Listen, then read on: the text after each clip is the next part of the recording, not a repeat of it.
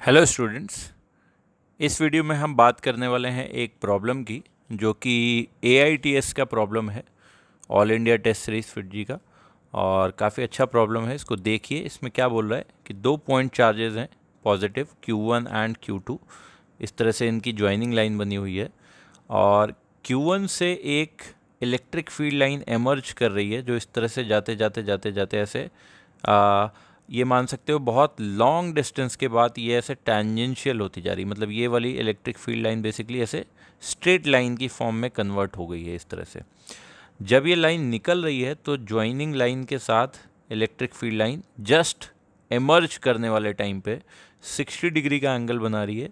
और जब ये सीधी हो रही है इलेक्ट्रिक फील्ड लाइन तो ज्वाइनिंग लाइन के साथ ये 30 डिग्री का एंगल बना रही है। तो Q2/Q1 की वैल्यू जो गिवन है उससे K की वैल्यू निकालनी है। अब इस प्रॉब्लम को आप यहाँ पे पॉज करके खुद से ट्राई कर सकते हो एक बार। तो स्टूडेंट्स, अगर ये प्रॉब्लम आपने ट्राई कर लिया एक बार तो इसका सोल्यूशन देख लेते हैं। सबसे पहली बात, जैसी इलेक्ट्रिक फील्ड लाइन ऐसे ऊपर जा रही है उसी के जैसी बिल्कुल नीचे भी जाएगी। मतलब उसी के जैसी सिमेट्रिकल लें तो एक इलेक्ट्रिक फील्ड लाइन यहाँ से नीचे की तरफ भी 60 डिग्री एंगल बनाते हुए ऐसे बना लें तो वो भी कुछ इस तरह की होएगी, ऐसे चली जाएगी जो कि सेम 30 डिग्री का एंगल बनाएगी ऐसे। ठीक है। जस्ट जिस टाइम पे एमर्ज कर रही होगी तो ये Q1 चार्ज से अगर इधर देखो, Q1 चार्ज के लेफ्ट में तो जितनी भी इलेक्ट्रिक फील्ड लाइंस निकल रही होंगी ऐसे, ये सारी ये ऐसे बीच में निकल रही होंगी कुछ इस तरह से। तो इसमें अगर मैं ये वाला रीजन ले लूँ पूरा यहाँ से यहाँ तक का ऐसा, ठीक है, तो इस पूरे रीजन में देखो, जैसा कि एक रिज़ल्ट हम लोगों ने पढ़ा है कि अगर यहाँ पे Q चार्ज है और इस Q चार्ज से हाफ एंगल अल्फ़ा बनाते हुए अगर इलेक्ट्रिक फील्ड लाइन निकल रही हैं सीधे सीधे, तो हाफ एंगल अल्फ़ा का जो ये पार्ट होगा, कोन वाला पार्ट, इस कोन वाले पार्ट से जो टोटल फ्लक्स जाएगा या जितनी नंबर ऑफ फील्ड लाइंस जाएंगी उसका मेजर हम लोग निकालते थे कैसे कि एक यूनिट स्टेरेडियन सॉलिड एंगल के अंदर में जितना फ्लक्स जाएगा वो कितना होगा, Q/4πε0, है ना। और यहाँ से अगर अल्फ़ा हाफ एंगल के इस कोन के अंदर में देखेंगे तो वो फ्लक्स जाएगा Q/4πε0 into 2π multiplied by 1 - cos alpha, इसके बराबर। तो यहाँ पे इस वाले केस में देखो, ये जो मैंने पार्ट दिखा रखा पिंक से, इस बीच में हाफ एंगल अगर देखोगे तो वो हाफ एंगल बनेगा इतना, ये वाला, दिस हाफ एंगल। इधर साइड से एंगल देखो, ये एंगल अगर 60 बन रहा है तो this angle will become 120 degree, ठीक है ना। ये 120 डिग्री हो जाएगा। तो 120 डिग्री एंगल के करेस्पॉन्डिंग जो फ्लक्स निकलेगा इस Q1 चार्ज की वजह से, जस्ट आउटसाइड द Q1 ले रहे हैं तो हमें Q2 का कोई इफेक्ट लेने की ज़रूरत नहीं है। Q2 का कोई इफेक्टिव वैल्यू यहाँ पे आएगी भी नहीं। Q1 के जस्ट बगल में सिर्फ Q1 की वजह से फ्लक्स या फील्ड लाइंस जा रही हैं। तो ये फील्ड लाइंस का नंबर या फ्लक्स की जो वैल्यू है that will be equal to Q1/4πε0 into 2π 1 - cos 120, और cos 120 की वैल्यू कितनी होती है, -1/2। तो 1 - 1/2 बेसिकली इतना फ्लक्स जा रहा होगा। ठीक है। अब अगर हम बहुत दूर चले जाएं, Q1 एंड Q2 दोनों से ही बहुत दूर चले जाएं, ऐसे इधर यहाँ पे कहीं, तो Q1 एंड Q2 से बहुत दूर चले गए तो बहुत दूर जाके हमें दिखेगा क्या कि Q1 एंड Q2 तो बहुत पास ही रखे हुए हैं, ऐसा ही तो दिखेगा। बहुत दूर से तो दोनों पास पास ही दिखेंगे, मतलब कि एक पॉइंट चार्ज की तरह ही ट्रीट किया जा सकता है इनको।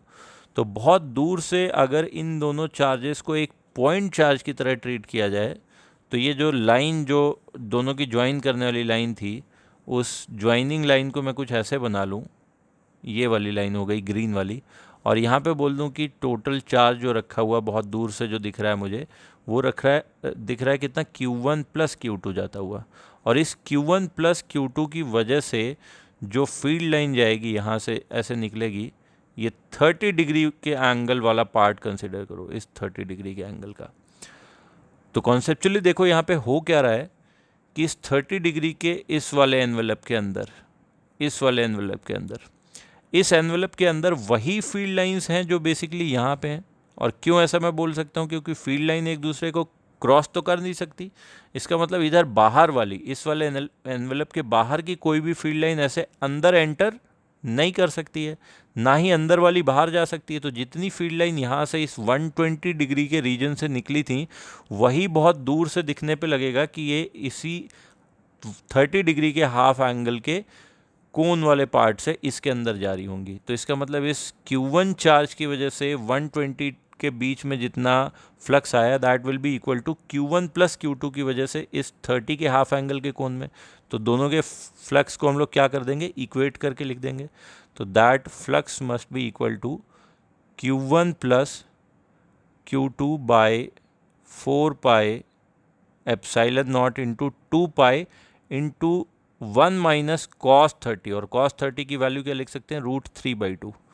सो इसको मैं थोड़ा सा अलग लिख लेता हूँ।